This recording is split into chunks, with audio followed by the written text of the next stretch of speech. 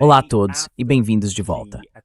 No dia seguinte ao ataque à Venezuela, estou aqui hoje para tentar entender tudo isso junto com o ex-contratado e analista da CIA e da DIA, além de oficial aposentado do Exército, Ron Aledo.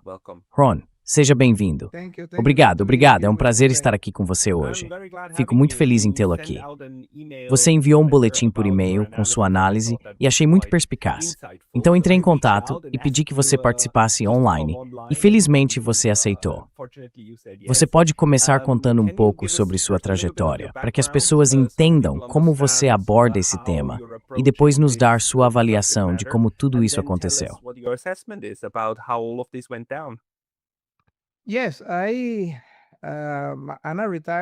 Sim, sou um oficial aposentado do Exército dos Estados Unidos. Nasci em Porto Rico, por isso talvez eu tenha um leve sotaque espanhol.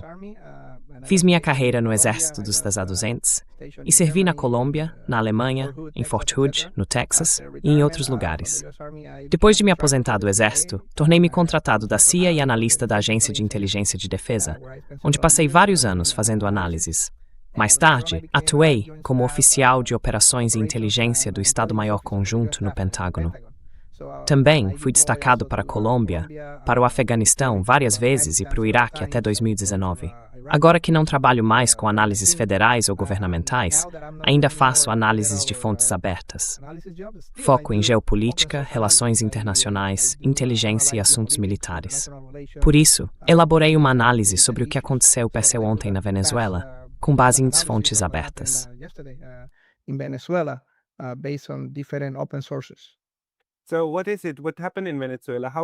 Então, o que é isso?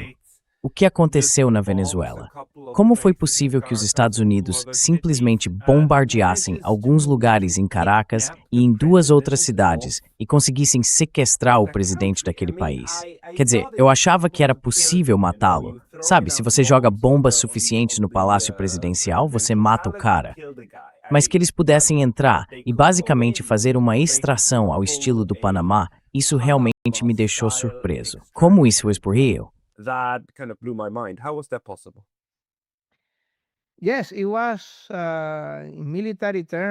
Sim, foi. Em termos militares e de inteligência, foi uma operação espetacular, extremamente bem-sucedida.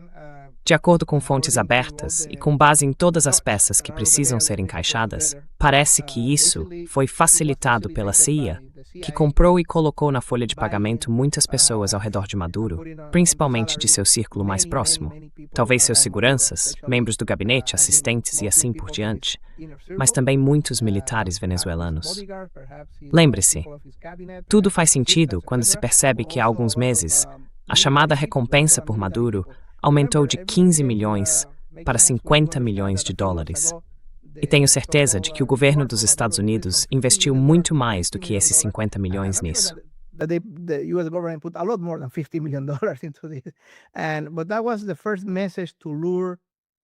Mas essa foi a primeira mensagem para atrair oficiais e generais militares. Venezuela, ouça, trabalhe para nós e você será pago. Você receberá um salário muito alto, além de outras vantagens, brindes, vistos, para que possa vir para os Estados Unidos com sua família. Qualquer ficha criminal ou acusação que tivermos contra você será apagada. Basta trabalhar para nós. E tenho certeza de que as fontes recrutadas pela CIA desativaram suas defesas. Deram ordens para que as pessoas saíssem do caminho, para não atirarem nos helicópteros e assim por diante. Além das ordens de bombardeio estratégico, das defesas aéreas restantes e de quaisquer ativos militares que pudessem representar perigo para os Estados Unidos em Caracas e arredores. Isso facilitou muito a operação.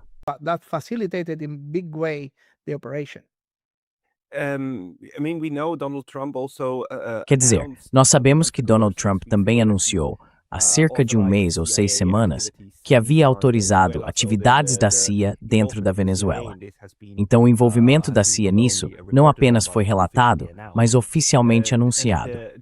E para pessoas como eu, da pequena Suíça, que entendem o Estado de uma forma provavelmente muito diferente de como ele funciona nos Estados Unidos, a CIA realmente tem o poder de fazer isso? A CIA pode simplesmente dizer: vamos apagar seus registros. Você estará seguro? Sua família pode vir para os Estados Unidos? Quer dizer, eles realmente ligam para essas pessoas? Isso é mesmo algo que a CIA pode fazer? Simplesmente distribuir milhões, dezenas de milhões de dólares para comprar pessoas?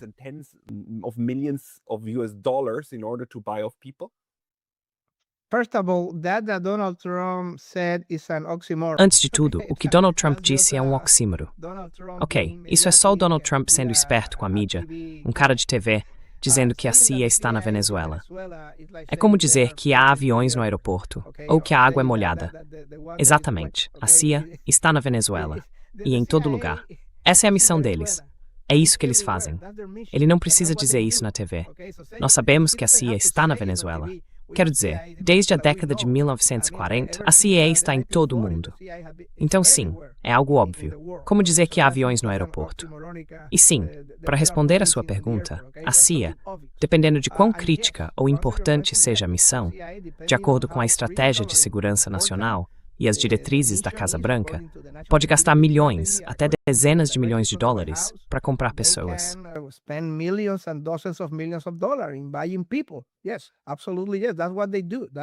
Sim, absolutamente. É isso que eles fazem. Recrutam fontes em todo o mundo. Esse é o trabalho deles. Basicamente, eles só precisam de uma ordem vinda de muito alto na cadeia de comando, do diretor da CIA, ou talvez de uma autorização da Casa Branca ou do Conselho de Segurança Nacional. E isso é tudo o que precisam. Então, começam a gastar milhões e milhões de dólares recrutando pessoas. Nos dê informações e você será pago. Ei, garanta que ninguém atire em nossos helicópteros e você será pago. Faça isso por nós. Diga onde o Maduro vai estar e você será pago. Garanta que os seguranças tirem o dia de folga nesse dia e você será pago. É basicamente isso que eles fazem. Sim.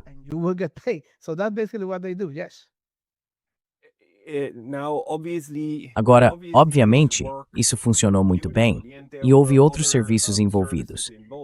Então, isso foi principalmente uma operação aérea da Marinha dos Estados Unidos, porque todos aqueles helicópteros e aviões que chegaram, eles deviam ser recursos navais vindos de fora.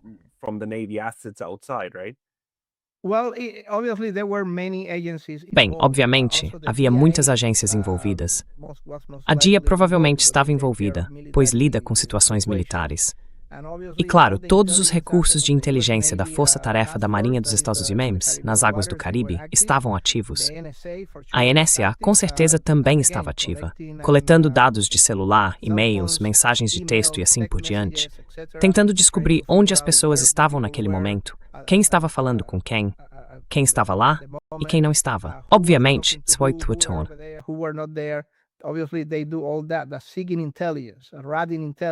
eles estão buscando inteligência, coletando informações.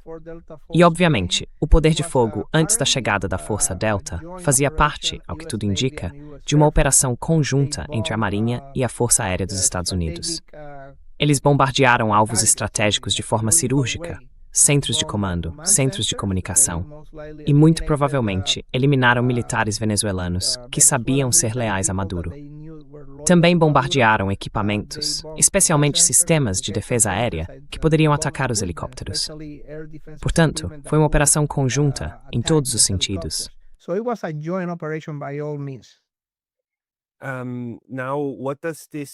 Agora, o que isso significa para nós em termos da estrutura política da Venezuela? Se a CIA conseguiu subornar tantas pessoas e essa operação teve sinal verde, isso deve significar que as pessoas responsáveis por planejá-la, deve ter havido pessoal de alto escalão, certo? Começaram então a coordenar os diferentes ramos. Eles devem ter avaliado que as chances de sucesso, não apenas em capturar Maduro, mas também em criar uma transição para um governo favorável aos Estados Unidos na Venezuela, eram boas o suficiente para justificar o risco. Qual é a sua avaliação sobre isso?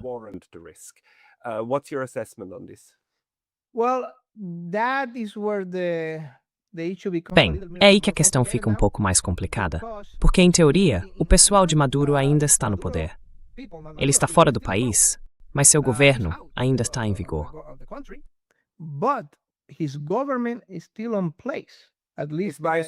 O vice-presidente dele apareceu hoje dizendo que o único presidente oficial é o Sr. Maduro e que ela está ali apenas para cuidar das coisas até que ele volte.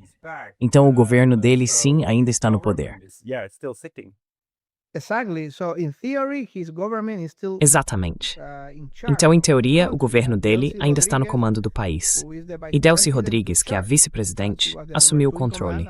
Ela era a número 2 no comando, agora é a número 1. Os ministros ainda estão lá. Os generais leais ainda estão lá. Talvez os generais que trabalham para a CIA também ainda estejam lá, porque tenho certeza de que o governo venezuelano provavelmente não sabe quem são seus leais e quem são seus traidores.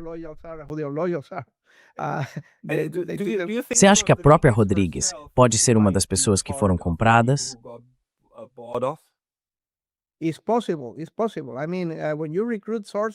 É possível. É possível. Quero dizer, quando você recruta fontes, pode recrutar qualquer tipo de pessoa. Você pode recrutar o motorista, o cozinheiro, o garçom, até o vice-presidente. Tudo é possível. Eles podem não ter informações sigilosas, mas ainda assim é possível. Sim, é uma possibilidade. Agora, pelo que me parece, pelo que Trump disse, e por deixar o governo de lá no poder, Trump tem um plano A. E o plano A, de acordo com o que ele disse, é que ele quer manter Delcy Rodrigues no poder, meio que como uma presidente fantoche.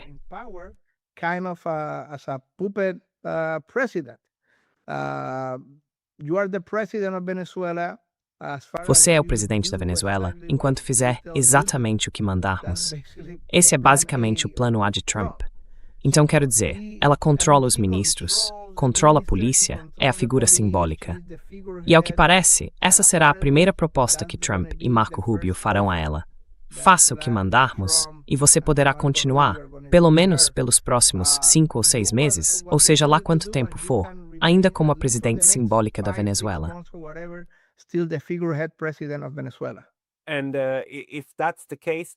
E se for esse o caso, então o que é necessário é claro que a Sra. Rodrigues condene firmemente o que aconteceu e assuma a liderança da resistência contra a agressão dos Estados Unidos. Mas nos bastidores, tudo é negociado, e ela acaba seguindo os desejos básicos dos Estados Unidos, que basicamente dizem respeito ao petróleo. Quero dizer, com o Sr. Trump, é muito claro, tudo gira em torno do petróleo. Eles querem o petróleo, e nós temos o petróleo.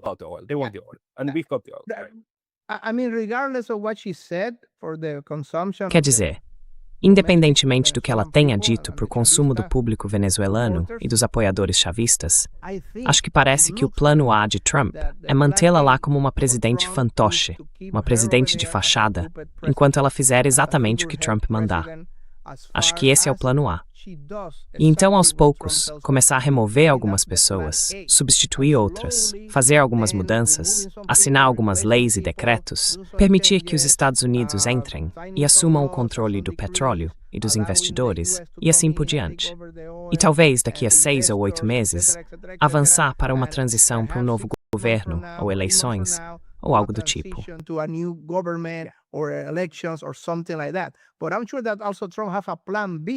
Mas tenho certeza de que Trump também tem um plano B. Aceite isto. Seja meu fantoche, o presidente de fachada na Venezuela. Ou podemos removê-lo, porque vamos usar os generais que já trabalham para nós, que estão na folha de pagamento. Usaremos esses generais para tirá-lo do poder e garantiremos que eles vençam. Eles vão organizar um golpe contra você e usaremos os recursos da Marinha dos Estados Unidos, da Força Aérea dos Estados Unidos e das Forças Especiais para garantir que qualquer golpe que realizem contra você seja bem sucedido. Então acho que isso parece o plano B de Trump.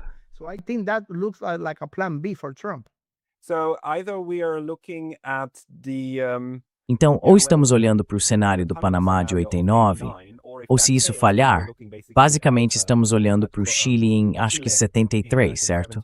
Quando Allende foi deposto, sim, 73. Depois Pinochet assumiu e instalou uma velha ditadura militar, muito amigável aos Estados Unidos. Mas ainda tenho dificuldade em entender como foi tão fácil subornar todas essas pessoas, enquanto Maduro também. Ele fez questão de dizer, olha, agora temos milícias, estamos ativando as milícias. Temos as forças de trabalhadores que estão armadas. Quero dizer, você está preparando o país para uma guerra civil se as coisas derem errado a partir daqui.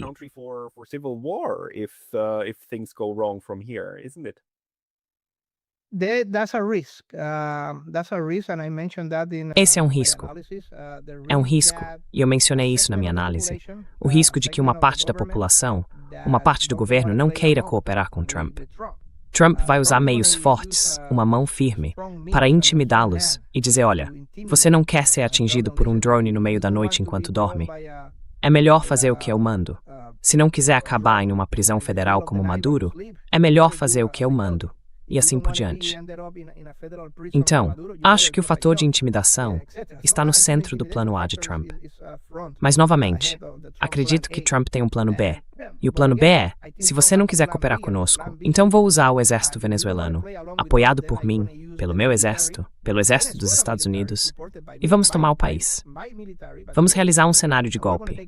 Nesse caso, tudo passa para o plano B e eles executam o golpe.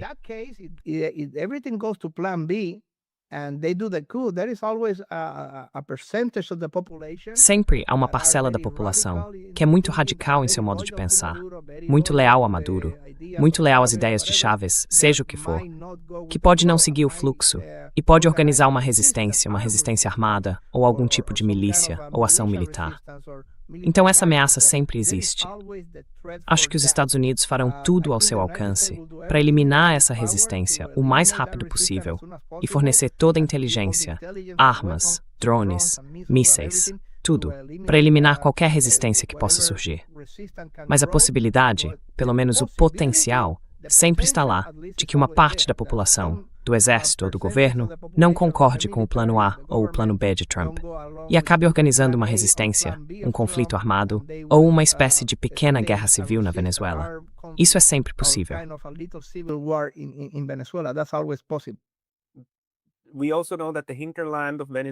Também sabemos que o interior da Venezuela nunca esteve realmente sob o controle do governo central. Quero dizer, há muitos lugares onde as coisas podem dar muito errado, seja no plano A ou no plano B. Pelo que você sabe sobre a Venezuela, o que acha que é mais provável que aconteça em qualquer um desses cenários?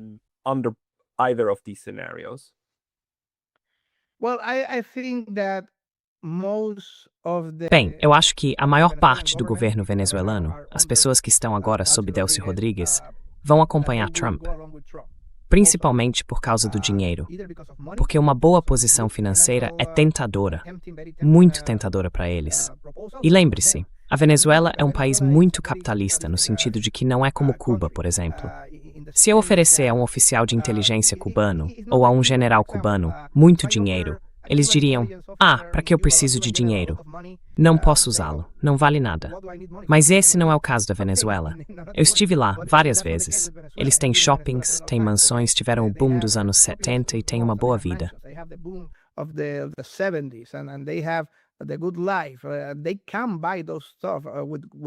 Eles podem comprar essas coisas com dinheiro. Então acho que muitos deles vão ficar tentados por boas ofertas econômicas. Vamos te dar muito dinheiro se você ficar do nosso lado. E muitos dos outros, sem o Maduro ali, com o líder deles preso, podem estar intimidados agora.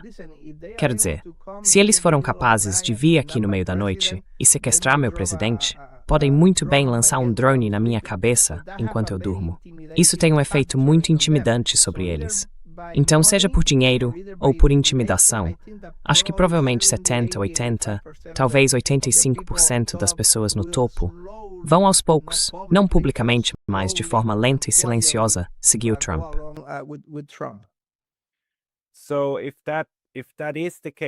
Então, se for esse o caso, o melhor cenário possível para Trump seria o plano A, impor uma pequena política de Pax Americana. Algo como: ok, fizemos isso com bombas, mas agora todo mundo está tão assustado que as coisas ainda se mantêm unidas. Nós ficamos com o petróleo, essas pessoas recebem algum dinheiro e encerramos isso como uma história de sucesso de uma intervenção que trouxe paz.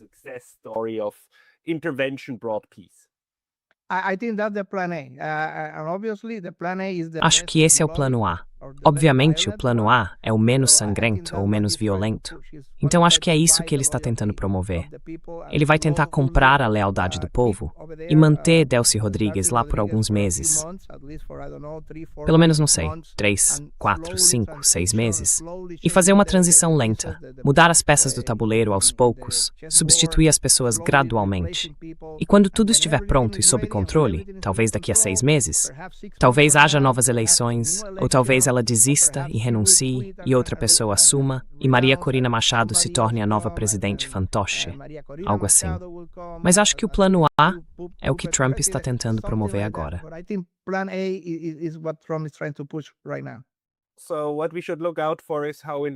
Então, o que devemos observar é como nas próximas semanas, Rodrigues, se ela continuar, provavelmente vai mudar a comissão eleitoral. Quero dizer, essa é a primeira que você provavelmente teria que atacar, certo? E então, ok, você acha que, quero dizer, Donald Trump, em seu pronunciamento à imprensa esta manhã, também disse que os Estados Unidos continuarão envolvidos e que o exército terá um papel, ou pelo menos foi isso que me lembro de ele ter sugerido. Você acha que esse será o caso? Que os Estados Unidos vão estabelecer algum tipo de presença militar na Venezuela?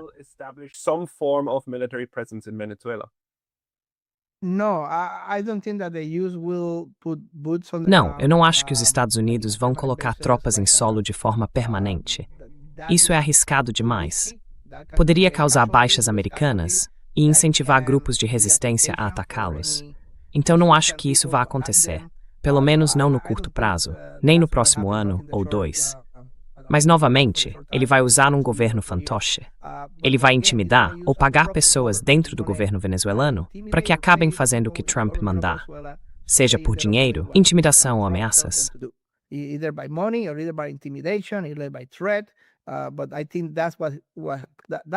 Mas acho que é assim que ele quer governar a Venezuela, pelo menos a curto prazo. Até que entre um novo presidente que seja 100% pró-americano, 100% liberal e disposto a cooperar com Trump. Acho que isso está no futuro, talvez daqui a 6 ou 8 meses. Mas acredito que o que ele quer fazer é dar uma aparência venezuelana a isso. E penso que Delcy Rodrigues é neste momento o bom rosto venezuelano, aquele que ele quer manter lá. E isso é muito importante, desde que façam o que ele mandar.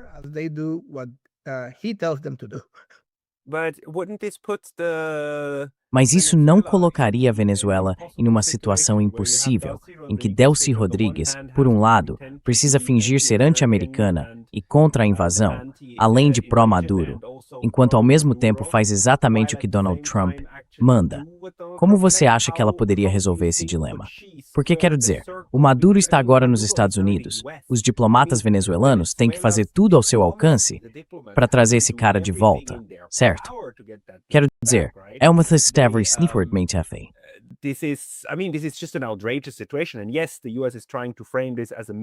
E sim, os Estados Unidos estão tentando apresentar isso como uma operação policial. As forças da lei entraram em ação e agora estão levando o criminoso à justiça. Isso por si só nunca é aceitável pelo direito internacional, em nenhuma circunstância. É claro que os Estados Unidos e a Europa tentarão fingir que é aceitável, mas na verdade não é e não será. E a diplomacia venezuelana terá de levar o caso novamente à Corte Internacional de Justiça e às Nações Unidas. Então, como você vê esse jogo de equilíbrio sendo possível para alguém como Rodrigues, se é realmente esse o lado em que ela está?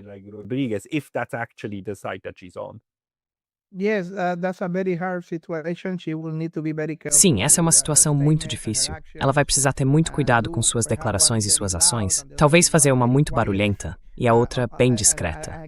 E novamente, o que ela precisa fazer é uma transição lenta, muito lenta. Não é uma transição radical, mas algo gradual. Lei por lei, decreto por decreto, mudança por mudança, ministro por ministro.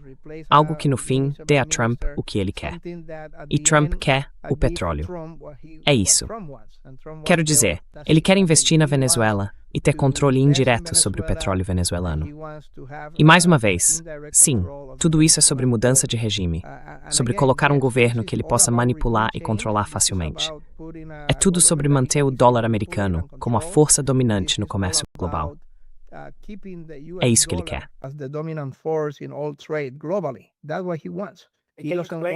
Quero explicar isso um pouco melhor. Não se trata apenas do petróleo e do seu valor, mas de controlar todo o comércio em dólares americanos. Isso também estava no seu boletim informativo.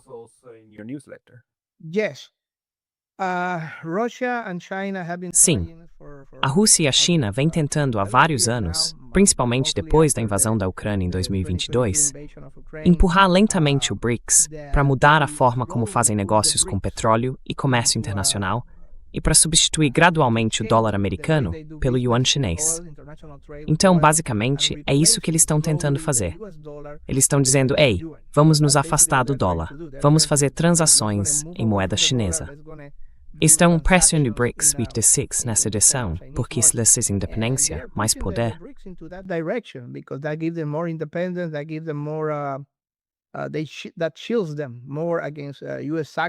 Isso os protege mais contra sanções dos Estados Unidos, guerra econômica e assim por diante.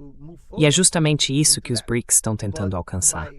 Mas, ao Trump assumir, direta ou indiretamente neste caso, as reservas de petróleo da Venezuela, isso lhe daria mais influência, mais controle, mais poder, para continuar impulsionando o dólar como a moeda dominante no comércio global de petróleo. Portanto, esse é basicamente o objetivo estratégico de toda essa operação.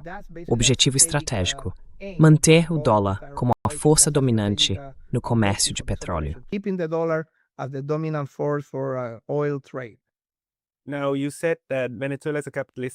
Agora, você disse que a Venezuela é um país capitalista, no sentido de que tem shoppings e o dinheiro pode comprar coisas boas.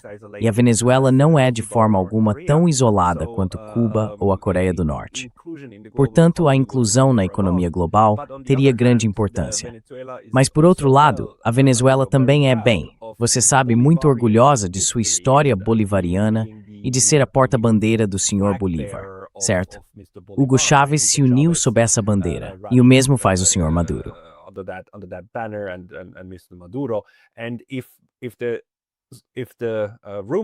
E se os rumores forem verdadeiros, então uma das coisas que foi bombardeada na noite passada foi, na verdade, o mausoléu de Hugo Chávez. O que, na minha opinião, se for verdade, é simplesmente horrível. É um ato de vandalismo. Mas tudo bem, vocês enviaram um sinal muito claro. O chavismo precisa acabar. O chavismo, este vai ser um jogo diferente. Você acha que a população em geral vai aceitar isso? Ou teremos alguns milhões de pessoas, ou pelo menos centenas de milhares, que vão dizer, não, preferimos recorrer às armas, quando ficar claro que o plano A ou o plano B será o que vai prevalecer?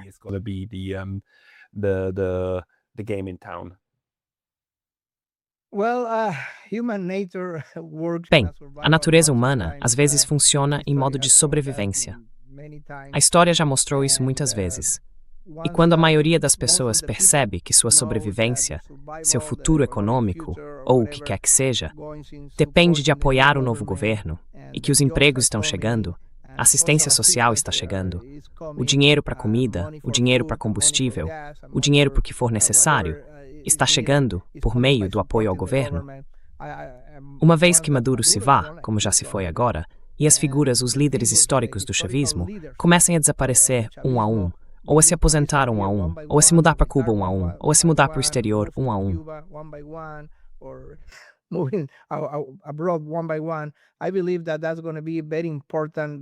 Acredito que isso será um fator motivacional muito importante e decisivo para que as pessoas mudem seu apoio para o novo governo. Agora, como eu disse no início, sempre existe a possibilidade de que uma pequena facção de pessoas muito ideológicas, apoiadores radicais dentro das Forças Armadas ou do governo, nunca aceite cooperar e possa criar alguns problemas, até mesmo a possibilidade de resistência armada. Mas acho que esse não será o caso da maioria. As pessoas mudam de líder com muita facilidade, dependendo da própria sobrevivência.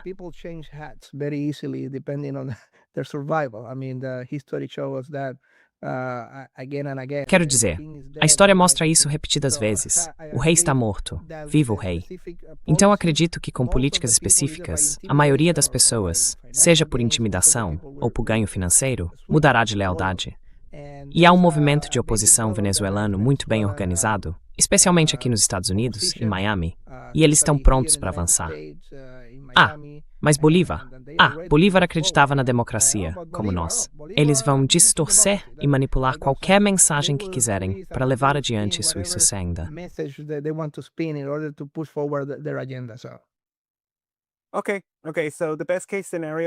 Certo, então o melhor cenário possível para a Venezuela, como país, seria que não houvesse uma grande cisão, nem derramamento de sangue, nem guerra civil, mas que o governo Trump começasse a despejar dinheiro, basicamente sobre as elites e um pouco sobre o povo, e mantivesse tudo sob controle. E isso, pelo menos, manteria a Venezuela como país do jeito que está, mesmo que agora esteja basicamente sob um regime neocolonial.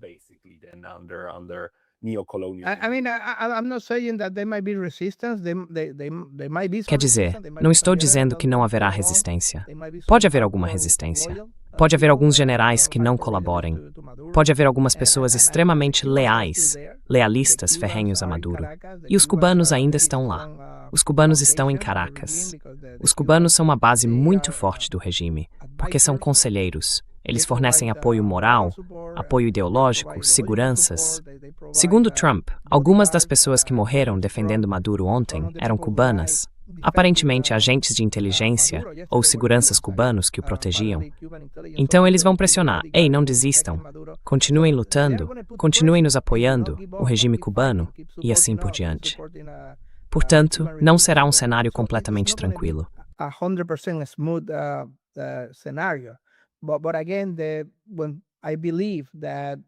Mas, novamente, acredito que por causa da quantidade de dinheiro que os Estados Unidos vão investir nisso, e da quantia que vão usar para comprar lealdades, e por meio de intimidação, assim que tiverem removido o presidente, começarão a ir atrás de outros, o ministro do Interior, talvez, o ministro da Defesa, talvez, nas próximas semanas. E quando o chavismo se vir sem líderes, sem alguém que os motive a lutar, a se rebelar, a resistir, há uma boa chance de que, aos poucos, acabem seguindo o plano de Trump. Ele disse hoje na coletiva de imprensa: se você é chavista e leal a Maduro, deveria estar com medo. Você não vai ter um futuro promissor.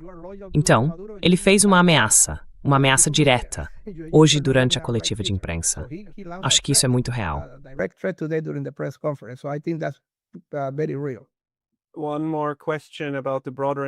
Mais uma pergunta sobre as implicações mais amplas. Quero dizer, independentemente de ser bem-sucedido ou não, isso, obviamente, tem um enorme efeito simbólico para todos os outros na América Latina, certo? Como você acha que o restante da região vai reagir? Será que isso vai ser, Donald Trump balançando o dedo e dizendo: isso pode acontecer com qualquer um? Cuidado, Brasil, cuidado, Colômbia. E todo mundo fica com medo e basicamente interrompe a oposição. Interrompe os BRICS e assim por diante? Ou, na sua opinião, vai acontecer o contrário?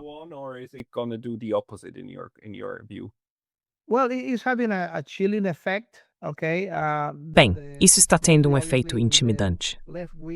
Certo. Mais obviamente sobre a coalizão de esquerda ou anti-Etaçoá, países como a Nicarágua, pessoas que se identificam com a esquerda, como Petro na Colômbia, etc. Os outros países, obviamente, também não vão receber isso bem. Muitos países verão isso como um insulto à independência e à dignidade da América Latina, e assim por diante. Mas sempre há pessoas que vão celebrar, como Milei da Argentina, que é muito neoconservador e bastante pró-Essolon em política externa.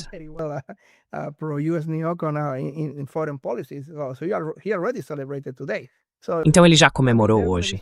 Quero dizer, vai haver algumas pessoas como Milei que vão comemorar, mas a maioria das pessoas ou não vai comemorar, ou pelo menos vai encarar isso com cautela, muita cautela, porque é uma mensagem muito forte e assustadora. Quero dizer, as pessoas que mais odeiam Maduro, como os grupos de direita na Colômbia, obviamente também vão comemorar isso, e assim por diante. Mas dá para ver que muitos governos já estão se distanciando disso. Eles não estão comemorando isso de forma alguma.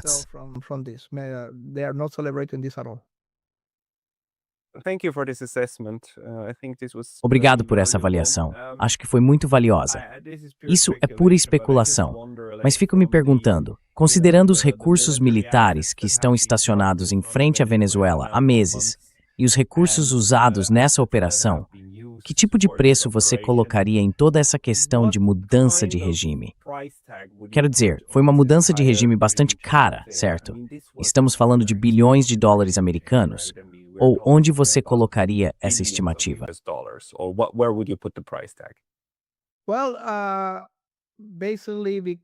Bem, basicamente por causa do custo.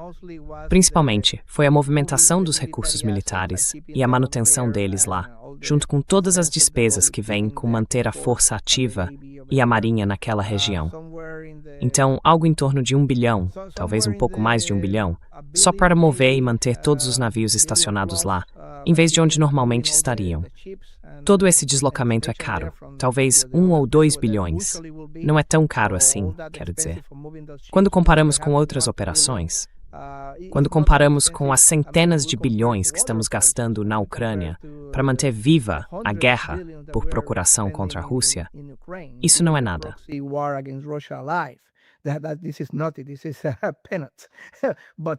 Isso é uma estimativa aproximada. Mas ainda assim, eu diria pelo menos alguns bilhões de dólares, além de todo o dinheiro operacional necessário para os pagamentos e para convencer as pessoas. E agora, mais bilhões estão chegando para investir. Isso é algo que Trump disse. Ele vai investir bilhões de dólares na infraestrutura de petróleo da Venezuela. Ele quer extrair o máximo de petróleo possível. Então esse será outro grande investimento.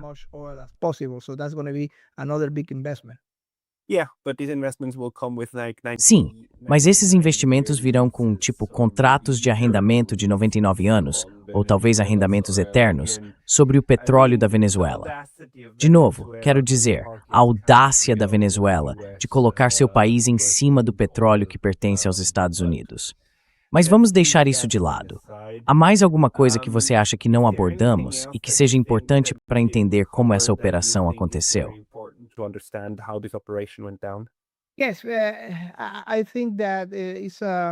Sim, acho que é importante entender que essa questão da aplicação da lei, essa operação policial, essa ação de levar uma pessoa à justiça, é apenas uma fachada, uma pequena fachada. Certo, tudo isso tinha a ver com mudança de regime e com a defesa do dólar, defendendo-o como a moeda que domina o comércio global de petróleo. Isso é o que importa, a verdadeira motivação por trás de Trump. A ideia de que se trata de uma operação policial contra o narcotráfico é apenas uma pequena fachada. Mas também é uma defesa legal. Trump pode se defender e defender sua administração dessa forma. Trump can defend himself and defend his administration. Oh, we were just executing a arrest warrant. That's it. Nós só estávamos cumprindo um mandado de prisão. Só isso. Trata-se de um fugitivo da justiça. É uma questão relacionada a drogas. Então, tudo isso é apenas para se proteger. Isso lhe dá uma espécie de imunidade legal, digamos assim, contra possíveis ações judiciais mais tarde. Pessoas declarando isso ilegal. E o próprio Maduro, seus advogados, estão dizendo: ei, isso é ilegal, isso é uma violação do direito internacional. E isso também protege Trump, caso os democratas assumam o poder. No Congresso, em novembro deste ano, 2026, haverá eleições muito importantes e cruciais para o Congresso dos Estados Unidos.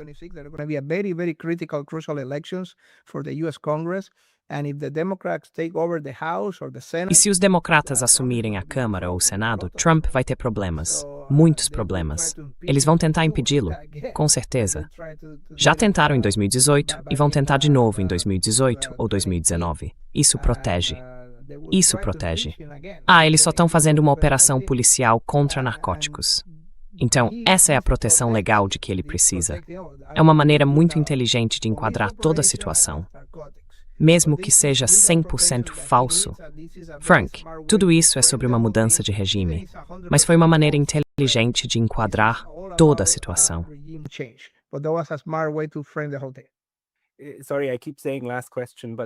Desculpe, eu continuo dizendo última pergunta, mas há muitas últimas perguntas aparecendo. Mais uma. Tulsi Gabbard declarou em 2019 que os Estados Unidos precisavam ficar fora da Venezuela. Tulsi Gabbard é atualmente a chefe das agências de inteligência, então, em teoria, ela está acima da CIA. Você acha que isso foi feito com ou sem o conhecimento ou envolvimento dela? Obviously, she have to know Obviamente, ela precisa saber, mas tem estado muito ausente em termos de apoio público a isso. Ela tem sido muito silenciosa. Você precisa entender, o ODNI, o Escritório do Diretor de Inteligência Nacional, tem de fato poder de coordenação. Eles coordenam as diferentes agências. Na prática, eles não têm poder operacional. O verdadeiro poder operacional ainda está dentro da CIA. E a CIA tem uma linha direta de comunicação com o presidente, o Conselho de Segurança Nacional, etc. Então, o ODNI, não estou dizendo que seja uma posição apenas nominal, mas não é o comando operacional, digamos assim. Ele não fornece a diretriz operacional. Esse é o papel da CIA.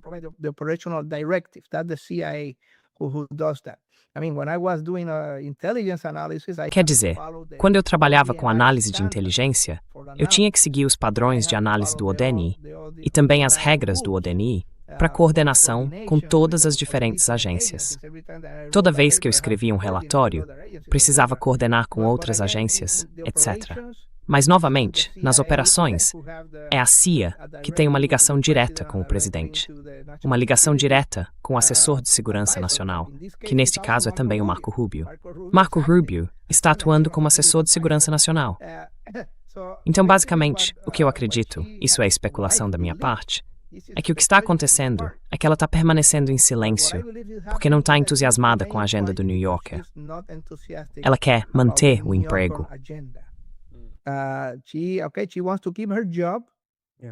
She wants to be the ODNI and she wants a political. Ela quer ser a diretora de inteligência nacional e quer um futuro político dentro do Partido Republicano. Então ela não vai contradizer Trump abertamente, nem vai dizer, sou contra Trump e acho que Trump cometeu um erro. Não acho que ela vá fazer isso, porque sabe que seria demitida e teria dificuldade para ressuscitar sua carreira até 2028, e assim por diante. Acho que ela está apenas ficando em silêncio, deixando Ratcliffe fazer o que quiser. A diretora da CIA basicamente está dizendo, vou ficar na minha área aqui, quieta, vou continuar fazendo outras coisas. E ela não quer as câmeras voltadas para ela, apoiando isso. Acho que ela está satisfeita em apenas ficar quieta e fazer seu trabalho, sem assumir um papel ativo nas operações.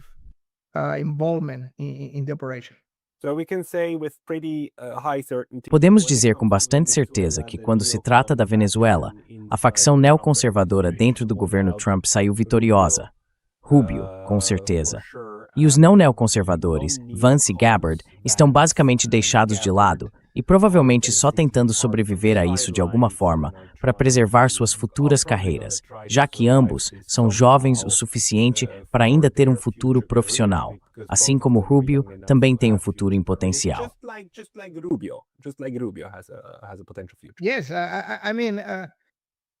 Sim, quero dizer, obviamente eles não vão contradizer o Trump.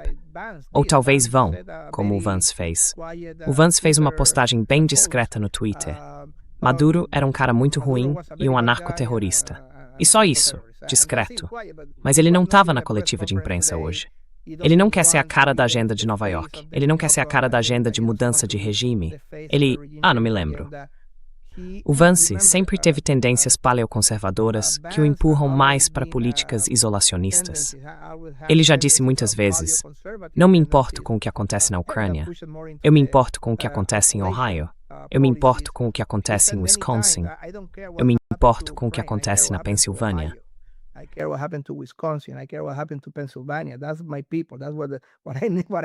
Essas são as minhas pessoas. É com elas que me importo.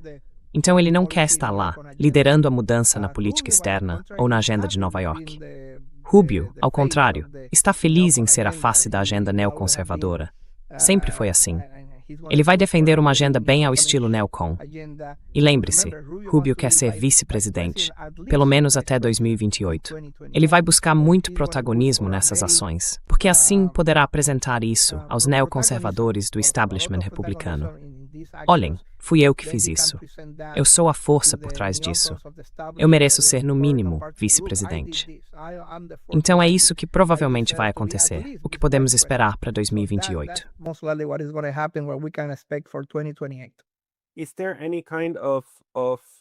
Existe algum tipo de, agenda sionista envolvida nisso? Ou é algo puramente latino-americano? Quero dizer, por Machado declarou na semana passada: se eu chegar ao poder na Venezuela, vou transferir a embaixada venezuelana para Jerusalém. Você vê algum tipo de movimento israelense acontecendo aqui também? Do you see any kind of Israeli play here going on as well? Well, Israel supports this. Bem, Israel apoia isso, obviamente, porque o governo de Maduro era muito hostil a Israel. Então eles veem isso como um passo positivo. E a Venezuela? Maduro tinha uma relação muito boa com o Irã. Então, se conseguirem cortar o Irã dessa relação, isso também beneficia Israel. Eles ficarão satisfeitos com isso, obviamente. Não vão protestar contra. Não vejo um envolvimento direto daqui para frente, mas, pelo menos, eles ficarão contentes com essa mudança de regime, é claro. Você consegue imaginar algum tipo de conexão em que, sabe, primeiro se ataque a Venezuela e depois se vá direto para o Irã? Porque no Irã as coisas também estão fervendo. E Bibi Netanyahu esteve em Washington apenas uma semana, menos de uma semana, 4 dias atrás. Então, na sua opinião, poderia haver algum tipo de ligação operacional entre esses dois cenários? I don't think there is a direct connection, but Não acho que haja uma conexão direta, mas acredito que os Estados Unidos se prepararão para ataques contra o Irã muito em breve. Lembre-se de Netanyahu e dos ataques que ele realizou contra o Irã há alguns meses. Ele queria uma mudança de regime no Irã. Esse era o objetivo dele. Não se tratava apenas de destruir o programa nuclear do Irã ou algo do tipo. Ele queria uma mudança de regime. Acho que ele quer trazer de volta o filho do Shah, com a ajuda dos Dalzimei, para formar o Tlonsvan no Renvofo e acabar completamente com a ameaça ou a omissão que desarrolou Israel no Irã. Esse era o objetivo estratégico dele. E ele dava. that was his goal, his strategic goal, and he failed. The regime survived. I mean, and not only survived, O regime sobreviveu. but also demonstrated Quero dizer, não apenas sobreviveu, mas também mostrou como é difícil derrubar o governo iraniano. a border. Eles não fazem fronteira com Israel. Então a única coisa que podem fazer é guerra de mísseis e guerra aérea. Eles demonstraram um novo tipo de guerra, uma guerra de mísseis e aérea sem combate real em terra. Por isso, acredito que Netanyahu está frustrado com isso e tentará novamente pressionar Trump a apoiar uma nova onda de ataques ao Irã. E talvez tentar uma mudança de regime, como acho que estão tentando fazer agora com esses protestos no Irã. Outro golpe brando por lá. Então acredito que é basicamente isso que precisamos nos preparar. E é ano eleitoral novamente, uma eleição muito importante em novembro. Again, this is a year of election, very important election in November. Trump cannot risk not supporting Israel. Trump não pode correr o risco de não apoiar Israel. Ele não pode se dar ao luxo de não apoiar Netanyahu em um ano eleitoral. Todos os cristãos sionistas, os protestantes do sul, do cinturão bíblico, os cristãos evangélicos, os protestantes batistas, acreditam nesse chamado sionismo cristão. Eles acreditam que precisam apoiar Israel ou irão para o inferno. Acham que devem apoiar Netanyahu, ou Deus ficará irritado com eles se não o fizerem. E Trump não pode correr esse risco em um ano eleitoral. Ele precisa do apoio, dos votos e da motivação dos protestantes conservadores, cristãos sionistas do sul dos Estados Unidos. Ele precisa disso. Então, se Netanyahu insistir, Trump lhe dará mais apoio e mais bombardeios ao Irã. Trump will give him more support and more bombing of Iran. Perspectivas tristes no terceiro dia do ano. Mas essa foi uma análise muito boa, realmente perspicaz. Ron, se as pessoas quiserem te acompanhar, para onde devem ir? Yes, they can follow me. Sim, eles podem me seguir no Rex, Ron Aledo, ex-contratado da CIA. E também podem me seguir no YouTube, Ron Aledo, ex-contratado da CIA. É o mesmo nome de usuário, tanto no YouTube quanto no X. E a qualquer momento, fico muito feliz em estar aqui com você hoje. Very happy to be here with you today. Obrigada. Consertarei-me novamente aqui. Vou colocar os links na caixa de descrição agora. Ron Aledo, obrigado pelo seu tempo hoje. We'll see. Nos vemos. Muito obrigado. Tchau. Bye.